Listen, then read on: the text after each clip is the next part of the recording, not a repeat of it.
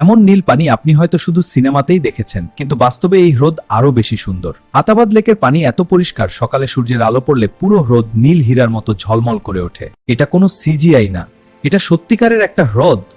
পাহাড়ের মাঝে এমন নীল পানি দেখে মানুষ বিশ্বাসই করতে পারে না এটা বাস্তব।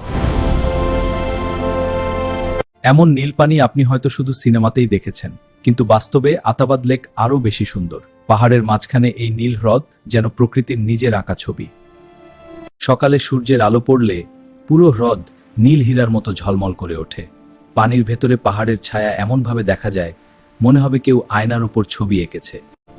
যখন ছোট নৌকাগুলো নীল পানির ওপর দিয়ে চলে যায়, মনে হয় যেন স্বপ্নের ভেতর দিয়ে ভেসে যাচ্ছেন। কিন্তু জানেন কি, এই সুন্দর হ্রদের জন্ম হয়েছিল এক ভয়াবহ ভূমিধসের পর। 2010 সালে পুরো একটি গ্রাম পানির নিচে চলে যায়। আজ সেই জায়গায় পৃথিবীর অন্যতম সুন্দর প্রাকৃতিক বিস্ময়। প্রকৃতি কখনো কখনো ধ্বংসের মাঝেও সৃষ্টি করে পৃথিবীর সবচেয়ে সুন্দর বিস্ময়, আর আতাবাদ লেক তার জীবন্ত প্রমাণ। এরকম ভিডিও যদি আরো দেখতে চান, লাইক, কমেন্ট ও সাবস্ক্রাইব করতে ভুলবেন না।